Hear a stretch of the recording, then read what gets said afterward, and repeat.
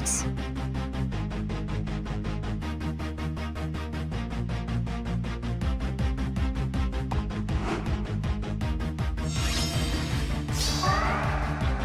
Of course.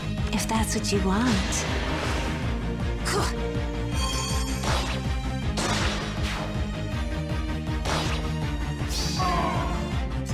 Let's dream. Time for a swim?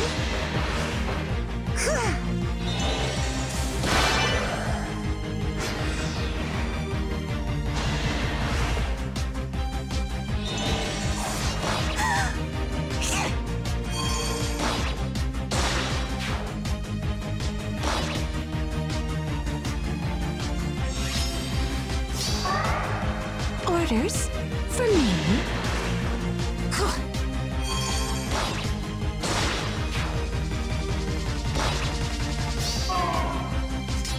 I'll do my best. Yeah.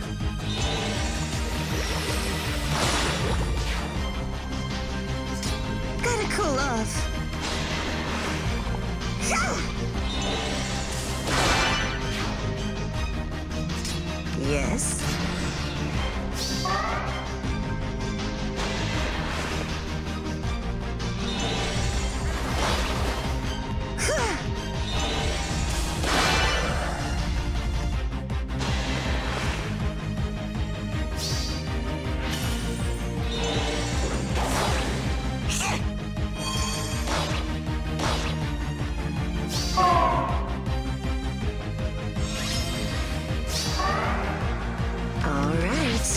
Very well.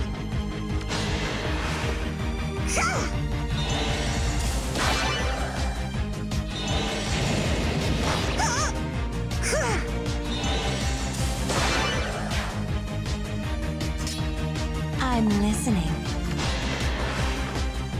There. For peace.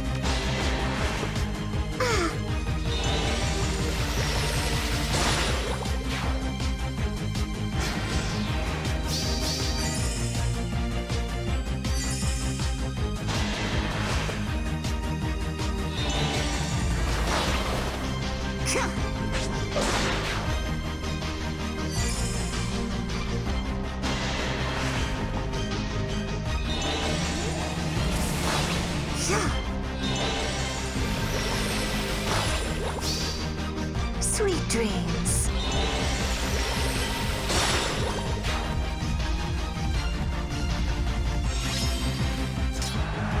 Orders for me?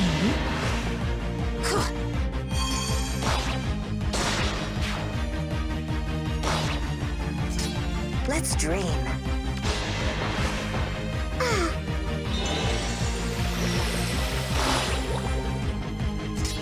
Of course.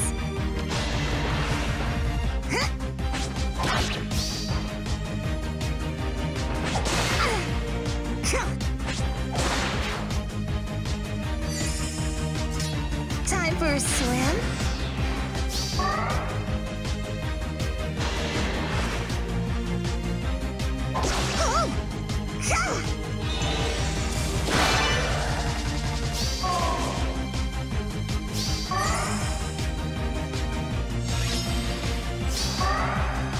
I'll do my best.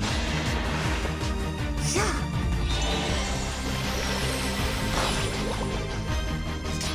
All right. You've been naughty.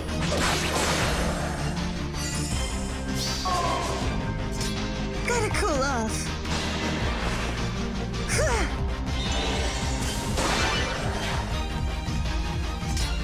If that's what you want.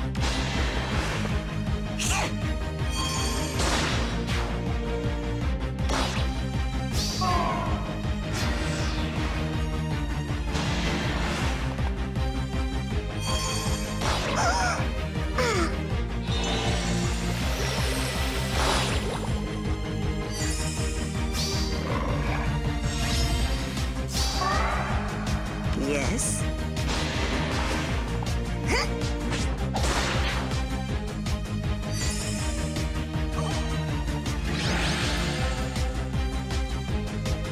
Hey everyone, GuardianE here with another Camilla Emblem Clear video in Fire Emblem Heroes, and today we are going to be tackling the Jötunheimr princess herself, Dagr, Sun's Radiance, in her very own Mythic Hero Battle on Abyssal difficulty.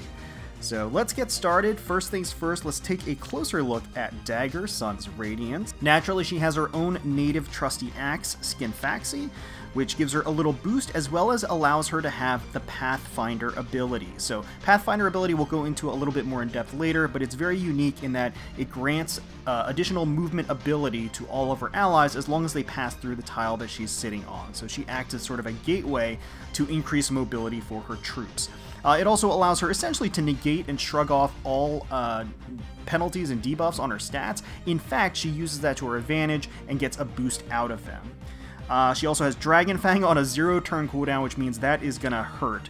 50% of her attack stat is nothing to scoff at. Attack speed push 4 is going to give her +7 to both of her offensive stats as long as she is above 25% health or equal to 25% health. Now, Sun Twin Wing is rather interesting because basically what it means is that it negates a lot of skills out there that either guarantee doubles or negate doubles. So it brings things back to neutral, whereas essentially as long as she outspeeds you, she will double you.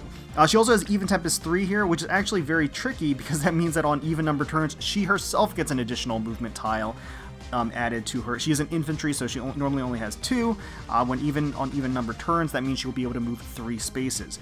And then Deflect Missile 3 is just going to allow her additional tankiness from ranged enemies. She doesn't have built-in distant counter anywhere here, so she is basically susceptible to long-range attacks. Deflect Missile is going to enhance her survivability there. And of course, you can see here she has some absolutely amazing Abyssal level stats, some nice mixed defenses. So she's definitely a force on the battlefield. That much is for sure.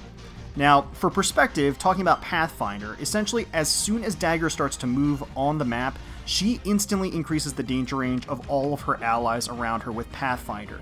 It's actually really deadly, a lot deadlier than I thought it was going to be, especially with this map and enemy composition. Naturally, par for the course as far as Abyssal level maps. There's going to be tons of reinforcements, tons of deadly reinforcements, lots of mixed movements and weapons and colors, so a lot to watch out for. But essentially, as soon as Dagr starts moving forward, which can be enhanced by Even Tempest, and she sits herself somewhere in the middle of the map, all of her allies then essentially get an additional movement tile, which is huge, including cavalry. So cavalry can then move 4 spaces, and if they're ranged cavalry, of which there are plenty on this map, they're going to be able to just swoop right in no matter where you are, and there's very little places to hide. Now, Dagr's map arrangement itself, it's a lot like her. It's open, it's honest, it's unapologetically aggressive, and straight to the point. Lots of open pathing. Not many opportunities to choke point, really, much at all, especially with Dagr's Pathfinder. As soon as she gets started, it's hard to keep the enemy contained anywhere, even if you have gravity, which we do.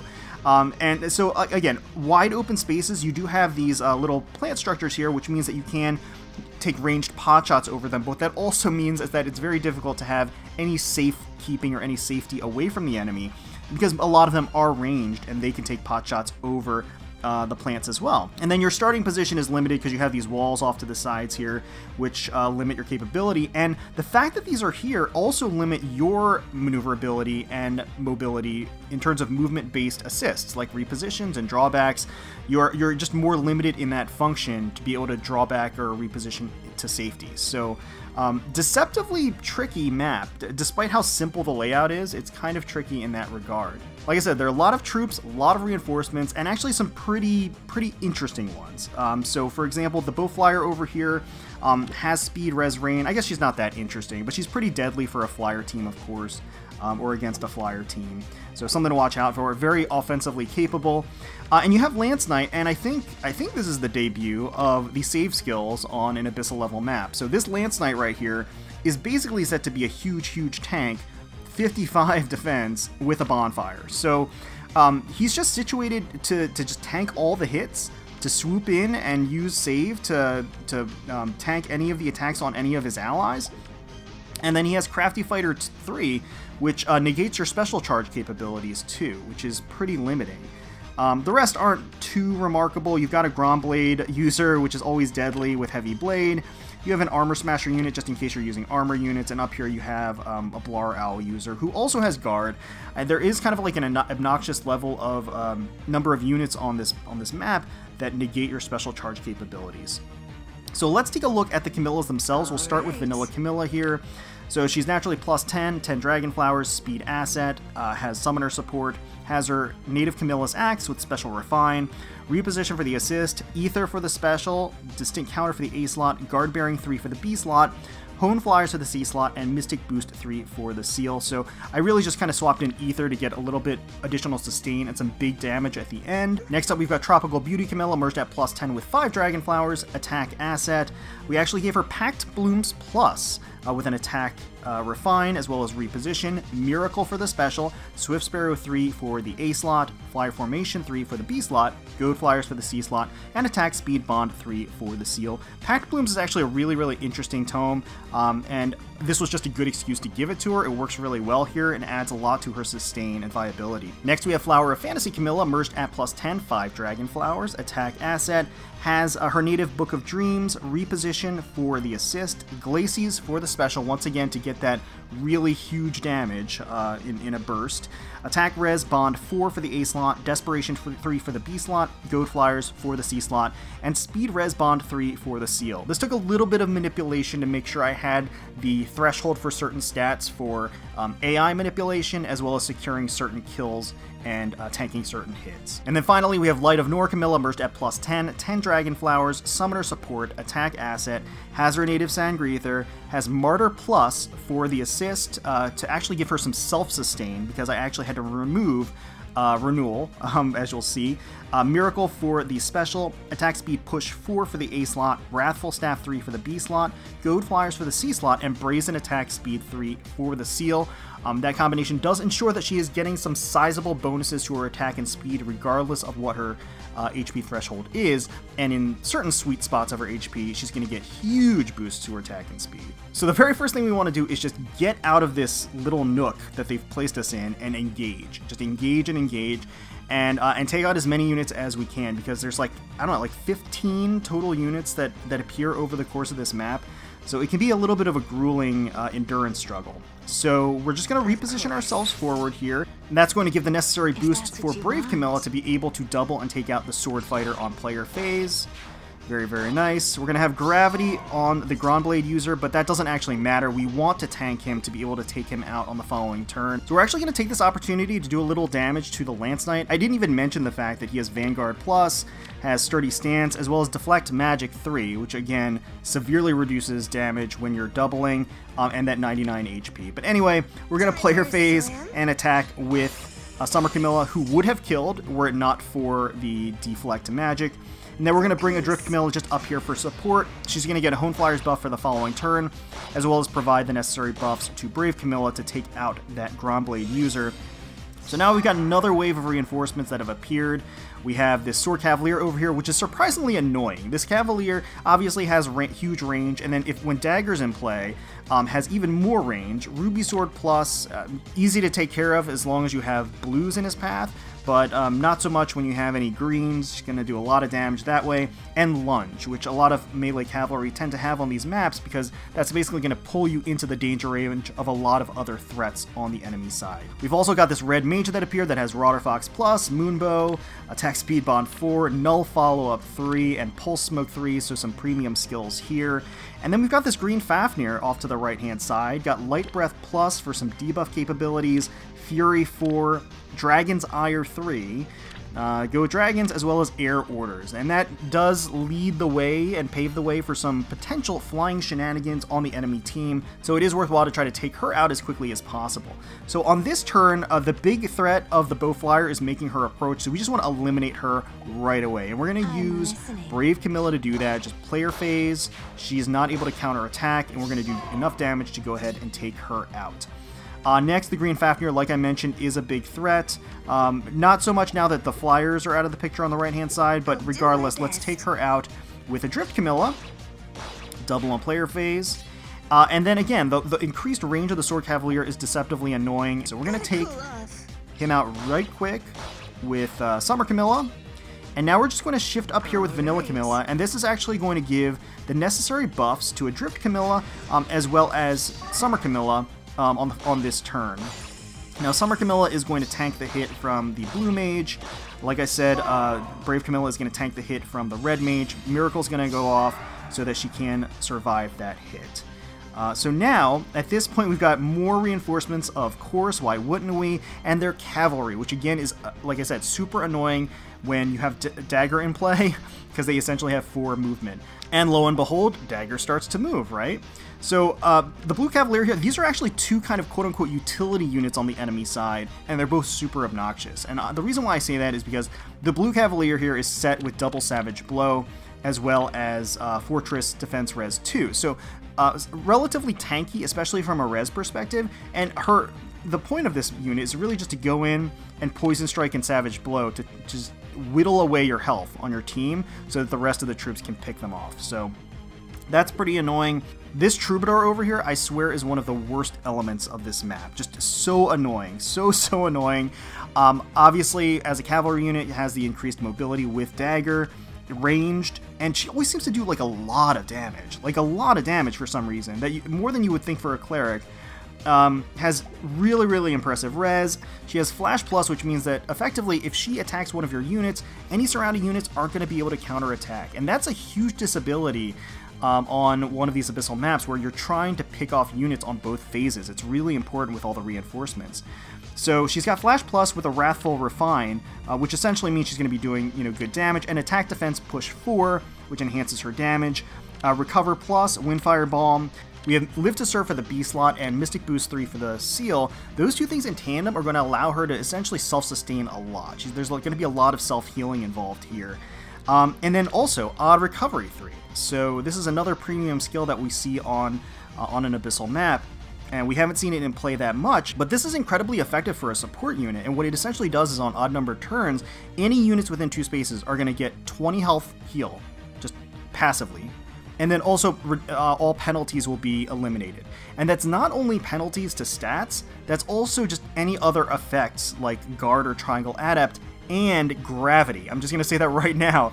So for people that are relying on Gravity, you want to be worried or be careful about what wave, what turn, you're actually gravitying the opponents and where this Troubadour is, because she will actually completely eliminate the gravity effect. What we're going to do is we want to, the huge threats are on the right hand side, and we want to just pick them off right now while letting the troops on the left hand side kind of make their way over.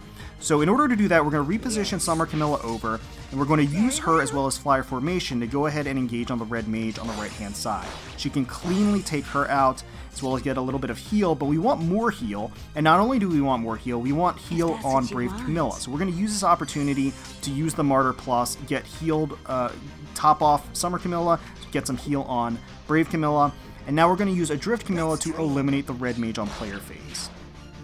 So now the enemies are going to engage.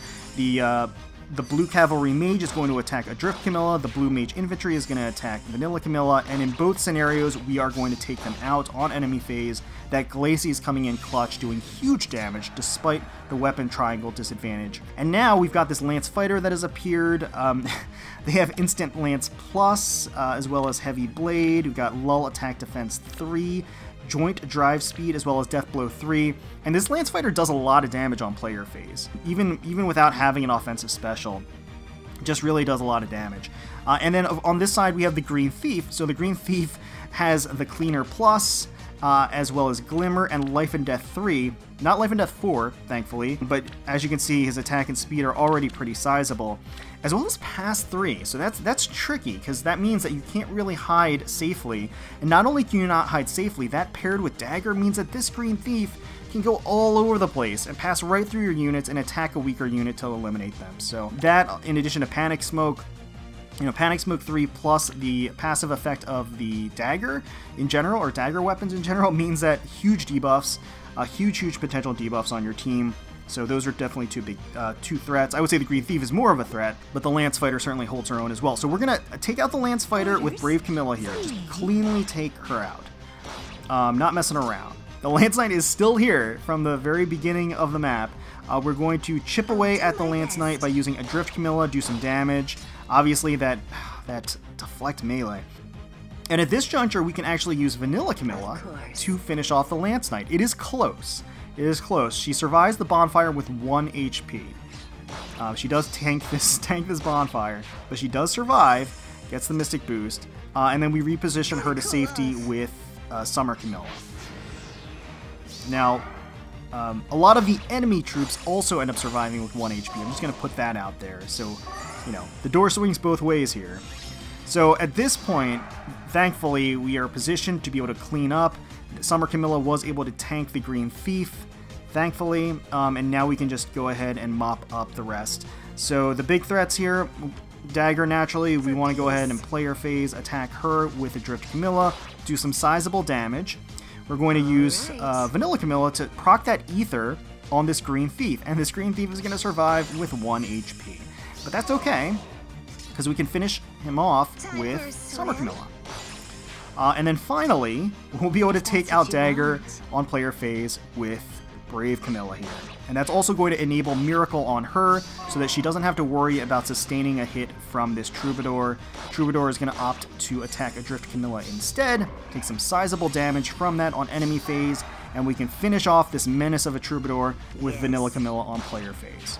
So that is it. That is the strategy that I employed with Camilla Emblem to take on Dagr Sun's Radiance in her very own Mythic Hero Battle on Abyssal difficulty. Let me know in the comments below what strategies and teams you ended up using to clear this Abyssal level map. Hopefully you all enjoyed the video. If you did, please feel free to leave us a like, comment, and subscribe to the channel for more Fire Emblem Heroes content.